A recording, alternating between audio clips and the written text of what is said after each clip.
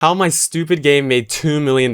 Recently, I made this mobile game. Today, we'll take a look at the revenue, some statistics, and how, with a simple game, we made history. You know those fake ads, right? Bro, I feel like everyone has seen this ad. And they play so bad on purpose to the point where you're like, oh, I can download this and easily beat this. Since they always run into like the red, like, oh, how am I supposed to play this game? I'm lucky enough where I've never actually downloaded any of these games. I could see myself downloading it, having fun for like 30 minutes and having like the post-nut clarity type of feeling where I'm like, what did I just waste my time on? When you click on it, the game looks totally different. It's been a famous scam for years that made billions of dollars. While working as a cashier to repay my debts, I decided to fix it by making the real game, and I created this YouTube channel to promote it. The plan was simple. So that was never a real game. Make what people asked for, get more visibility than the scams in the top charts, and as a result, beat the fake games. Listen, this video will be crazy, so you have to stay till the end. And before we start, this is the percentage of my viewers that are subscribed to the channel. Okay. The first 3 videos about Real War, Subscribe to me. I told you I had big plans for it, and I promised that I would share the revenue and my promotion strategies with complete transparency. Let's go back to the beginning. First, I made the prototype in 4 days. Then I sent it to Apple and Google, and it got rejected because fake games were already showing fake screenshots that looked exactly like the ads. So according to Apple and Google, my game looked fake. I paid $99 per year for Apple and $20 for Google Play. Then I spent months negotiating with both platforms, and eventually... But how's that even work out for the people kind of clickbaiting? Oh, this is the game you're downloading, and when you first log in, it's like a knockoff Heyday. I feel like you would immediately uninstall. The game got approved. Perfect. Now it was okay, day 67. Did this guy actually make $2 million? Finally time to promote it. But first, I added ads to the game. I wanted to make sure that if the game blew up, it could help me repay my 4 years debt. Then I made a 8-minute YouTube video in French about the game. 30,000 views. To me, that was huge. It brought some downloads and generated $148 over 28 days. Then I made several TikTok videos in French using CapCut and my iPhone 12. Together, they got 300,000 views and generated $1,008 over 12 days.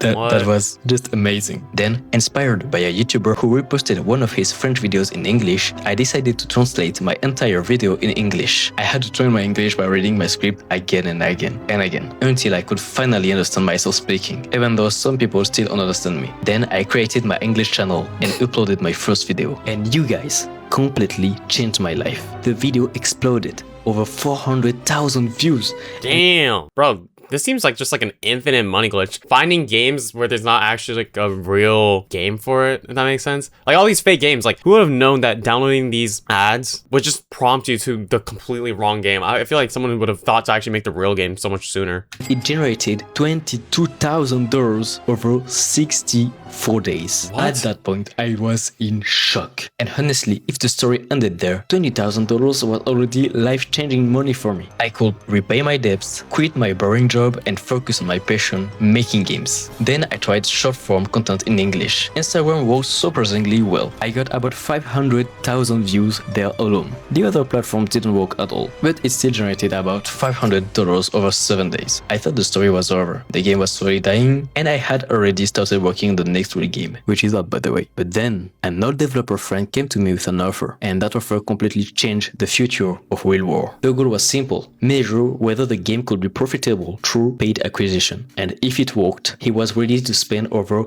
$10,000 per day to promote it. In exchange, he would take a share of the profit of the game. I still own the game and make the decisions. So first, I had to record and edit ads. A lot of ads. Then he spent about Bro, those are just such brainrot ads though. I guess they work though. $800 over 10 days. Yeah, because if you keep seeing people spam a certain, like for instance, whenever you see like those like long descriptions on Instagram videos that don't even really relate to the video, they're doing that because there's some type of like secret algorithm hack that's making it work. So if you see someone copying, pasting, spamming, it's probably working, unless you're an idiot. It got us about 3,000 players and the game generated $500. So yeah, we lost $200, but we got enough players to analyze the game's market potential, and the results were very promising. At that point, acquiring one player cost around 30 cents, and each player generated about 50 cents. So every player generated about 20 cents of profit. In theory, let's say we spend $300,000. It should generate $500,000, which means $200,000 of profit, right?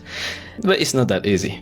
The more money you spend, the more expensive players become, so if you spend too much, you can easily put yourself into debts. But I'm lucky, my friend is very good at what he does. He managed to make profit every day with my ads. He spent $28,000 over 50 days, and we were making about $1,000 per day. Before increasing the budget to increase profit, we decided to wait. We voluntarily stayed small and focused on improving retention and playtime first. For this, my friend hired an entire team of developers and artists. Today, we are about 6 people working on the game. They created a much harder version of the game than mine, with incremental upgrades, similar to the game Epic Plane Evolution.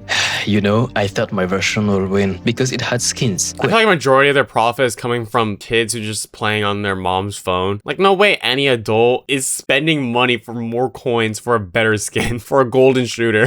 An endless mode, a leaderboard, and about 30 different levels, while their version had only 2 levels and upgrades. That's it. So we A/B tested both versions to see which one was best. And there was no doubt, I got destroyed. People played the version twice as much as mine. They played longer, they came back more often, and they generated at least twice as much money per player, with only 2 levels. Normally, the game would have slowly died, but this new version gave it a new start. After adding more levels and improving the justiness, we released it to all new players. The promotion budget kept increasing. 110 developers from Lawson's team even created a playable ad. We kept adding levels, bosses, environments, gems, levels like more fake ads, soldiers merging into stronger soldiers. We created tons of new features that are continuously being A/B tested, so many players have different features even though they have the same version. It's honestly Oh my god. Like, you know, like the game you're playing is such brain rot when you see a number this big and the contrast is so high. It does seem kind of not addicting, I would say. I could see myself getting like trapped playing this for like an hour though. But that's because I'm older as well. Real to watch my little project become something this big. Guys, I'm just a self-taught developer who has been making games since the age of 14. And right now, it feels like a dream. We also introduced in-app purchases after many players requested them. But the goal isn't to drain the players' bank accounts. It's still meant to be a casual game. So now let's look at the actual Okay, wait, what were those like testimonies? The players' bank accounts. It's still I downloaded the last war thinking it would be a good time killer game. Little did I know, a year later, it had become a full-time second job. I was in 20k debt from it. meant to be a casual game. So now let's look at the actual numbers. As you can see, the numbers kept increasing, and every day I became more and more shocked looking at the dashboard. Back in December, my friend told me that the game will make $100,000 per month easy. I didn't believe him, but then one day I opened the dashboard and I saw this $27,000 in a single day. Bro, this is like another gold rush. Imagine how much like Roblox developers are making when they have like 1 million plus players playing their game in one day, per day. What? Even after deducting spending, it's still $10,000 of daily profit. That's about 10 times my monthly salary from my previous job, earned in a single day. It doesn't feel real. And eventually, the game crossed $1 million in total revenue over the period from 17 January to 22nd May. $1 million. Wait, for clarification, I don't personally receive $1 million. First, we deduct the advertising costs, which are huge. We are currently spending $500,000. Okay, so he was just showing us like the pure gross amount. I thought he was just profiting $1 million.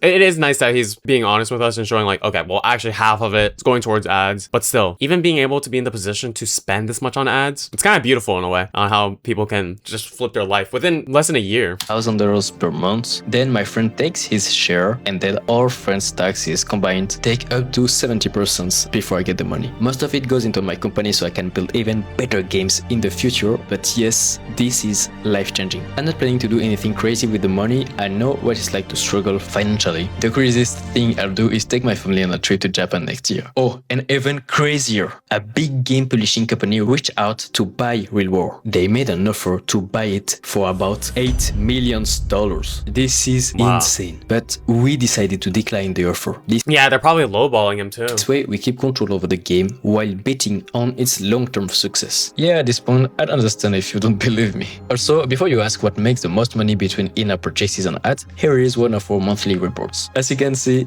what is this? Play Store IAP. 81,000.